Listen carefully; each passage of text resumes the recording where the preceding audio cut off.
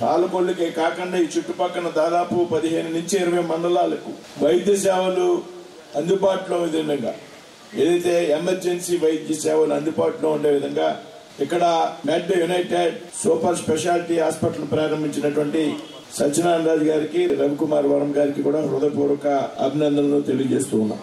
ఈ ప్రాంతంలో multi speciality hospital తక్కువ ఉన్నాయి, సూపర్ స్పెషాలిటీ ఫెసిలిటీస్ ఈ ప్రాంతంలో తక్కువ ఉన్నాయి.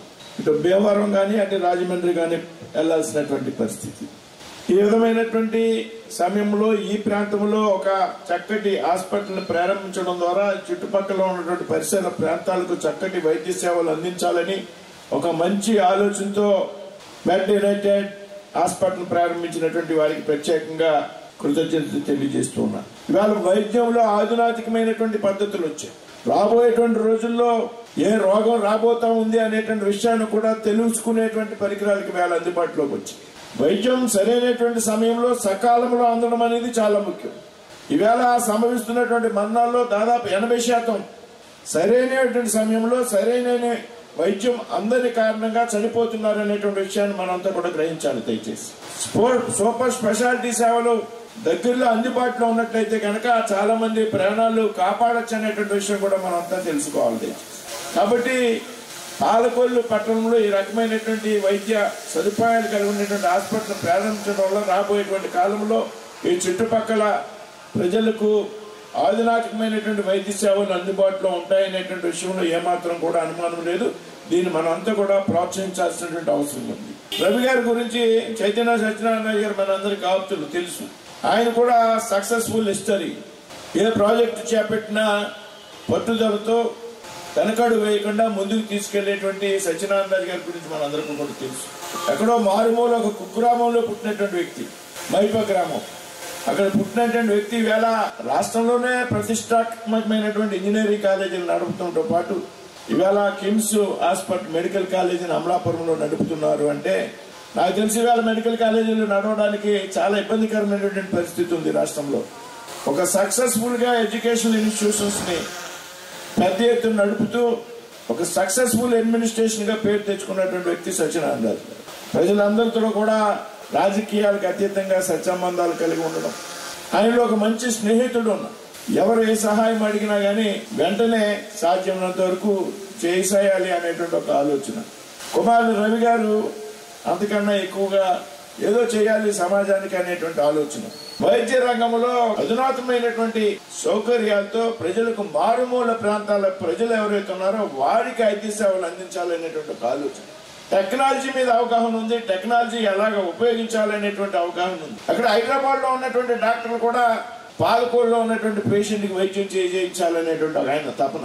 లేకపోతే హైదరాబాద్ లో ఉన్నటువంటి డాక్టర్ ద్వారా ఎక్కడ మారుమూల గ్రామం ఆచంట్లో ఉన్నటువంటి పేషెంట్లు కూడా ఎలాగ వైద్యం చేయించాలనేటువంటి ఆలోచన హైదరాబాద్ లో ఉన్నటువంటి ఎక్స్పర్ట్స్ తో టెక్నాలజీని వాడుకుని ఇవన్నీ సాధ్యమా అంటే సాధ్యమేనండి, తప్పనిసరిగా నేను చేస్తాను ఆ విధంగా అనేటువంటి ఒక పట్టుదల నాకు ఆయనలో కనపడదు. మరి అందులో భాగంగా ఈవేళ పాలకొల్లు ఇంత పెద్ద ఎత్తున హాస్పిటల్ ప్రారంభించడం, ఏదైతే నర్సాపురంలో యాక్సిడెంటల్ ఎమర్జెన్సీ యూనిట్ ని ప్రారంభించడం, ఇప్పటికే కొన్ని చోట్ల వీరవాసనం, మత్తిలి, కొన్ని ప్రాంతాల్లో కొన్ని మండలాల్లో సిద్ధాంతం, మొగల్తూరు, పెనుమంట్ర, పోడూరు ప్రాంతాల్లో కూడా ఈ విధంగా మెడ్ యునైటెడ్ సంబంధించి యూనిట్స్ ప్రారంభించడం.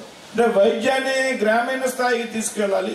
ఎక్కడ పోర్నూరులో ఉన్నటువంటి పేషెంట్ ఎమర్జెన్సీ అయితే పాలకొల్లు వరకు కూడా రానక్కర్లేకుండా అక్కడే ఇమీడియట్ గా ఏం చేయగలం అనే విధంగా ఈ రకమైనటువంటి ఆలోచన సంకల్పంతో ముందుకెళ్తున్నటువంటి రవి గారిని తప్పనిసరిగా అభినందించాలనేటువంటి విషయాన్ని సందర్భంగా మేము ముందుంచుతూ ఉన్నాం. ఇకపోతే మనంతా కూడా ఆలోచించాల్సినటువంటి పరిస్థితి ఏంటంటే వైద్యం ఈవేళ కాస్ట్లీ అయింది. మనందరికి ఒక దురభిప్రాయం ఉంటుంది, డాక్టర్లు దోపిడీ చేసేస్తున్నారు అని. ఈవేళ వైద్య రంగంలో వచ్చినటువంటి అడ్వాన్స్డ్ టెక్నాలజీ ఏదైతే ఉందో, అడ్వాన్స్డ్ మిషనరీ ఏదైతే ఉందో, ఒక్కో మిషన్ కొనాలంటే 15 కోట్లు, 20 కోట్లు, 25 కోట్లు, 30 కోట్లు.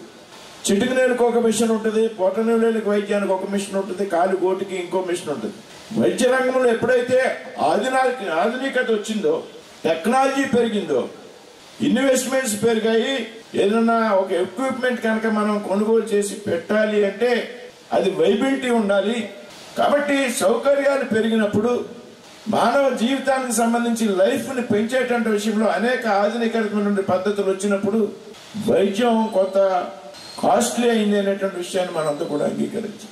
అందుకే ప్రధానమంత్రి నరేంద్ర మోడీ గారు ఆయుష్మాన్ భారత్ పెద్ద ఎత్తున, భారత్ పేరుతో పెద్ద ఎత్తున ప్రతి వ్యక్తికి కూడా 5 లక్షల రూపాయలు వైద్యాన్ని ఉచితంగా అందించాలనేటువంటి ఆలోచన చేశారు. నిన్న కాక మొన్న GSTలో మార్పులు సవరణలు తీసుకొచ్చినప్పుడు ఈ వైద్యానికి సంబంధించి ఏదైతే తరచుగా అవసరమయ్యేటువంటి పరికరాలు ఉన్నాయో వాటన్నిటి మీద కూడా GSTని దాదాపు 0% తీసుకురావడం జరిగింది.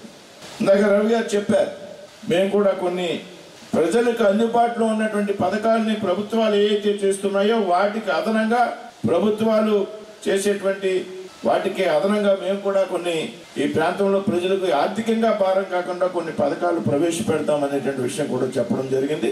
తప్పనిసరిగా ఆ విధంగా ప్రయత్నం చేయాలి అని రవి గారిని, సత్యనారాయణ గారిని కోరుతూ ఉన్నారు. ఇందాక రవి గారు ఇంకో విషయం చెప్పారు.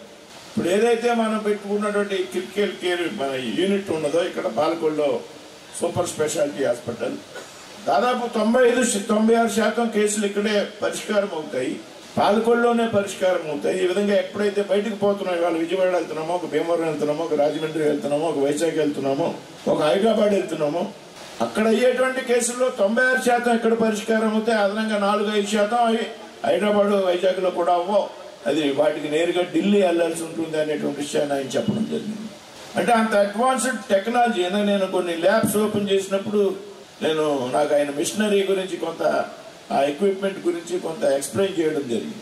దాదాపు ఈ జిల్లాలో ఎక్కడా లేనంత అడ్వాన్స్డ్ టెక్నాలజీ ఉన్నటువంటి మిషనరీని ఇక్కడ పెట్టారు అనేటువంటి విషయం నాకు అర్థమైంది.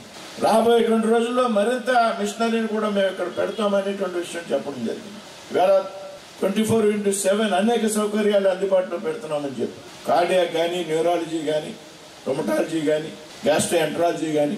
కాబట్టి ఈ విధంగా ఇక్కడ పెద్ద ఎత్తున ఈ విధమైనటువంటి సౌకర్యాలతో హాస్పిటల్ని ప్రారంభించినందుకు రవి గారిని, సత్యనారాయణ రాజు గారిని అభినందిస్తూ, మరి ఇంత పెద్ద హాస్పిటల్ మన ప్రాంతానికి వచ్చినప్పుడు మనందరూ కూడా పెద్దలు సహకరించాల్సినటువంటి అవసరం ఉంటుంది. వారి సేవని మనంతా కూడా వినియోగించుకోవాల్సినటువంటి అవసరం ఉంటుందనే విషయాన్ని మీ అందరికీ కూడా సవినయంగా విజ్ఞప్తి చేస్తూ, మరి రాబోయేటువంటి రోజుల్లో రవి గారు, సత్యనారాయణ రాజు గారు చేపట్టేటటువంటి కార్యక్రమాలు అయితే ఉన్నాయో నా పార్లమెంట్ నియోజకవర్గ పరిధిలో ఏ అవసరం ఉన్నా కానీ, రాష్ట్రంలో కానీ కేంద్రంలో కానీ, కేంద్రంలో వైద్య ఆరోగ్య శాఖ మంత్రిగా ఉన్నటువంటి JP నడ్డా గారు మా పార్టీ అధ్యక్షులు, నాకు చాలా దగ్గరగా ఉండేటువంటి వ్యక్తి. నా వంతు సహకారం ఢిల్లీలో కానీ మీరు చేసేటువంటి ప్రయత్నానికి ఎప్పుడు నా వంతు సహాయ సహకారాలు పూర్తిగా ఉంటాయని సందర్భంగా చెప్తూ మరొకసారి వారిని అభినందిస్తూ సెలవు తీసుకున్నాను. జై హింద్, జై భారత్.